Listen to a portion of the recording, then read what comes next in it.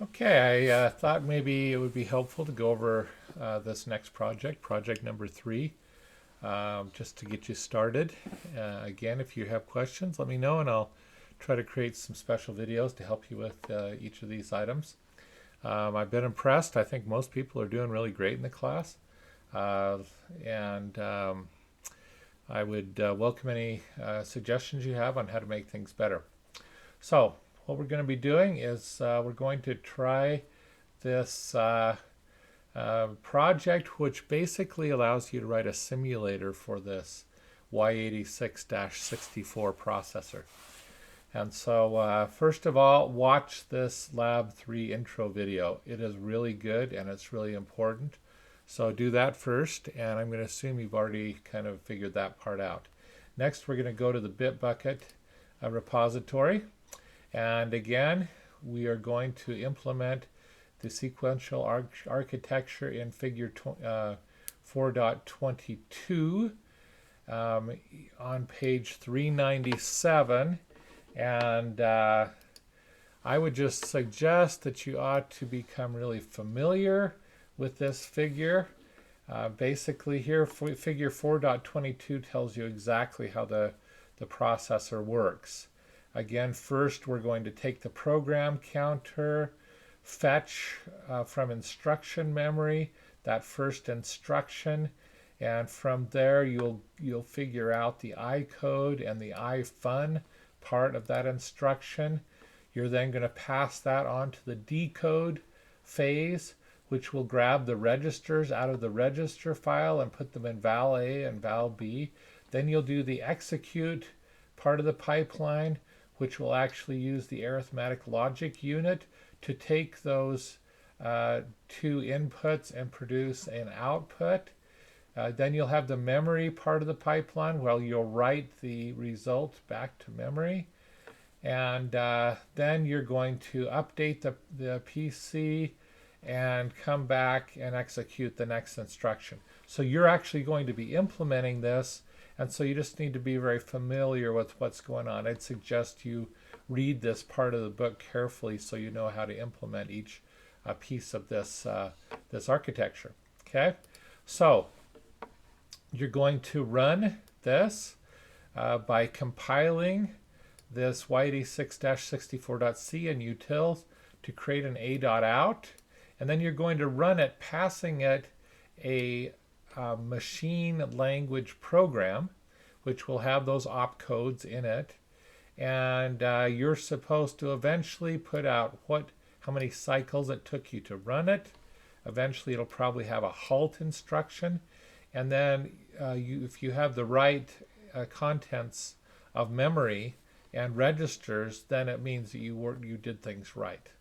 Okay, so you're going to modify this y86-64c.c program file, and you don't really have to mess around with anything else, but the existing code will call that fetch stage, decode, execute, memory stage, write back, and PC update stage. And so you just need to fill in those functions. So you're going to take a look at it, and eventually you'll pass the C file and it'll auto grade it for you. So that's good. So to start with, they suggest you get the starting code, you build it and test it, and there's all these functions already written for you to get bytes from memory, set words, get registers, and set condition and check flags. All the things you need are going to be kind of provided for you. And they suggest that the first thing you should do is start by doing the no-op instruction. And so I thought it would be helpful if we just got you going on the no-op instruction, and I think after that you can get things going. So here's where to start. Read it, look at what's provided for you, then implement the no-op by adding to the fetch stage and PC update stage. And then you're just going to add one instruction at a time making sure that you're doing everything exactly right. So let's just get started, and let's see if we can get these first things working. So here I am, and here is the Y86-64.c that you're going to start with. I just went in, forgive me, but I like to just use printfs to do most of my debugging. So I added a printf just telling me which stage I was in. And once you get that, you should be able to go ahead and compile your program and run it. And at that point, you should be able to see here that the other thing that I did was I went in here, and you notice there's this if def debug print the machine state, and so I defined debug so I can see the state after each instruction executes. Okay, so if you take a look at what's going on here, here's my debug printfs for fetch, decode, execute, memory, PC update stage, so I know I'm basically working. And then he's going to actually print out the cycle count and all of the state of the machine after each one of those instructions too. And at this point, I think I'm also going to put some code in here in step machine that, so I'm going to put in a get char, which will stop it after each instruction. So now when I run it, I will go ahead and be able to, it will do one instruction at a time. So I will go ahead and hit an enter, it will do an instruction, another enter, will do another instruction, and I can see what's happening. Okay, so now we're kind of got started. Again, we need to modify the these instructions, these phases or these pipeline stages. And so first of all, I'm going to take a look at the fetch stage, and the first thing I want to do is I will need to get the current program counter, get the instruction that I'm currently working on. Now again, if you take a look at this, we are going to call this, this step machine is going to call the fetch stage, then each stage of the pipeline over and over again. And all main's going to do is just stay in a loop until he sees a halt instruction. Okay, so I'm going to be planning on this being called many times. And so maybe the first thing I'm going to do is if I look at get PC and utils.h, it's going to be one of the functions that I can call here. We among all these others, and it will return a word type, which is actually one of those 8-byte values. So I want to go in here and I want to say, well, I want a word type variable. I'm going to call it current PC, and then I want to go ahead and set it equal to this get PC function.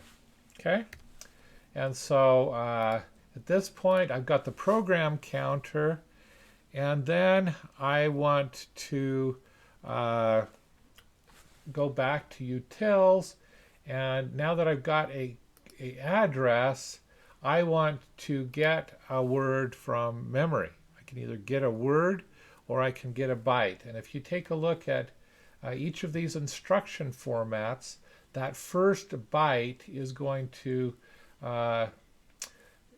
indicate what kind of an instruction it is.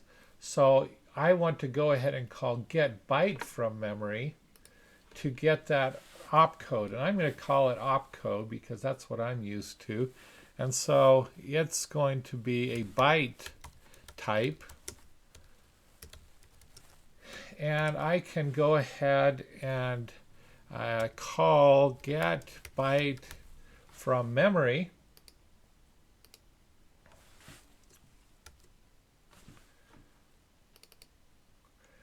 And it will, if I pass it my current PC, then it will go ahead and give me the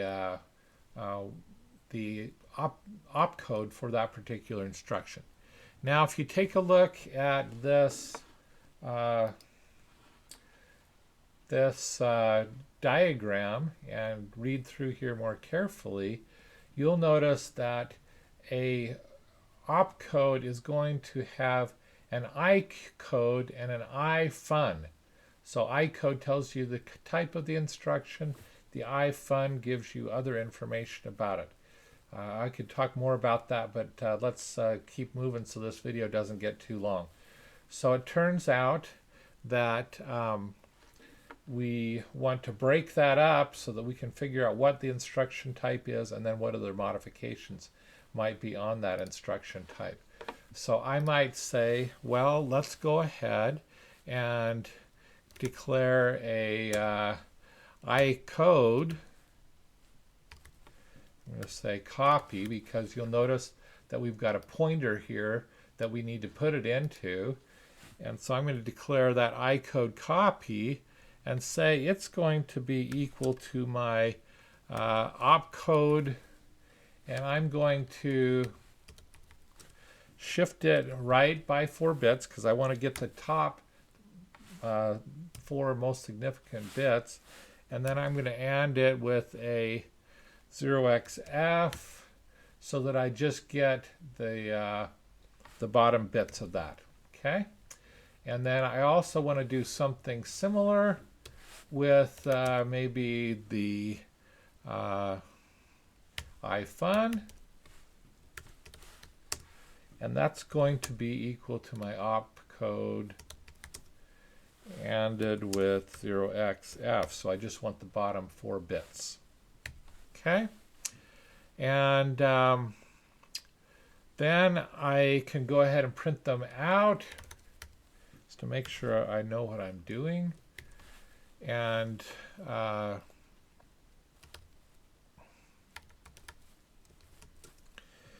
print these out, I'm going to use a %LLX to print out my current PC and my opcode. And then I can print out and opcodes. And my penchant is to try to run it every time I get a chance to make sure that things are working. So I can go ahead and compile it again. And here I am. I'm in my fetch stage. My current PC is 0. And looks like I forgot to put in a \n here. And my opcode is 10. And I might want to also print out, well, what is my I code and my ifun, and I can print them out too.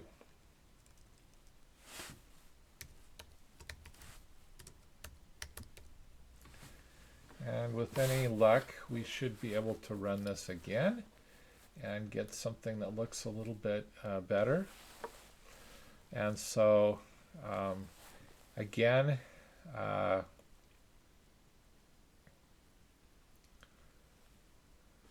we are going to say those are the wrong things. So I want to do my copy of those that I've made. I'll print out the pointers that were passed to me. And at that point, yeah, there we go. So the I code is 1, and the ifun is 0. And if we were to look at utils.h, which has all the constants in here, and look at no-op, it's a 1. So we are happy because we now have I have actually configured so that when I run it, it runs it passing the noop.yo file. If we were to take a look at that yo file, here's that test noop.yo, and it just has like a bunch of no-ops in it, which are a byte with 1 as the code and 0 as the fun. And so you can see here's a bunch of no-op instructions. Okay, so it looks like we're on the right track here. Again, I would encourage you to take a look at these. Some of the more complex one will have a lot more complex instructions that will show you actually what it's got in there. And so anyway, take a look at these, and I would start with the no-op, then do the halt, and you can just change what you're actually calling with program arguments for all of those different ones. Okay, so what I want to do is say, okay, here I am, I've printed everything out. I want to then say if, let's see, so first of all, I want to set, notice that he passed me pointers to where he wants these things to go. And so if you take a look at these, how the code's going to run, he's going to declare icode, ifun, and he's going to pass the addresses of those to this fetch stage. He expects fetch to change those so that they can be passed to the next stage of the pipeline. Okay, so I need to change those. So at this point, I can probably say something like the contents of icode is equal to my icode copy, and the contents of ifun is equal to my ifun copy. And now they're set up, and now I can look and see what this instruction is. And so I can say let's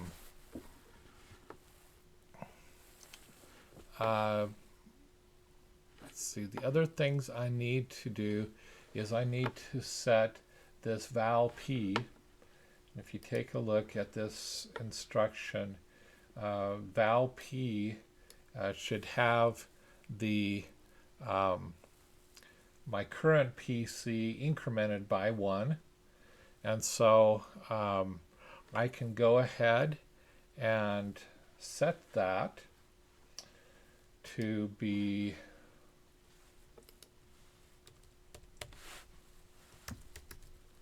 val p is equal to my current PC plus 1, because I've consumed 1 byte.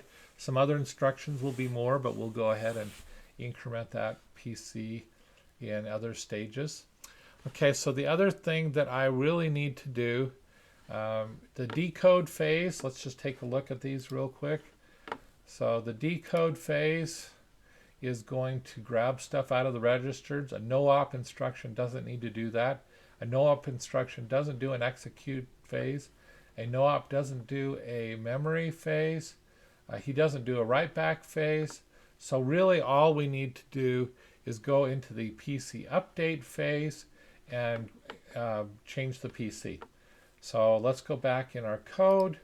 We're now going to say, ignore all these other guys. We're going to go into the PC update stage, and we are going to say if my icode, again, he's going to have that passed as a parameter to him. If my icode is equal to no-op, then I want to set my PC equal to the val p that was passed to me. Just update the program counter and then we'll see what happens. Okay, and that's really all we have to do for that first instruction. So let's just see what happens. Here we go. We run it. And here we start with our current PC at 0. My I-code's 1 because it's a no-op instruction. Let's see. The next time the PC is at 1 because we incremented it. It's still a no-op instruction because there are quite a few of those. We do it again. Our PC is 2. And it's another no-op. PC is 3. It's another no-op. And eventually we got to one that we didn't know what it was. So these are all no-ops. We know how to deal with them. Then we eventually, at address 5, we get a 0, which is not a no-op. We have no idea what to do this. So you'll notice it just gets stuck there, never incrementing anything, because that is a halt. Has a code of 0. So hopefully this gives you an idea of how to get started. Again, you're going to only have to modify this Y86-64, just these functions: fetch stage, decode stage, execute stage, memory stage, write back stage, and PC update stage. If you do that right, you should be able to go ahead and complete the lab. So good luck, and let me know if you need any more help on this.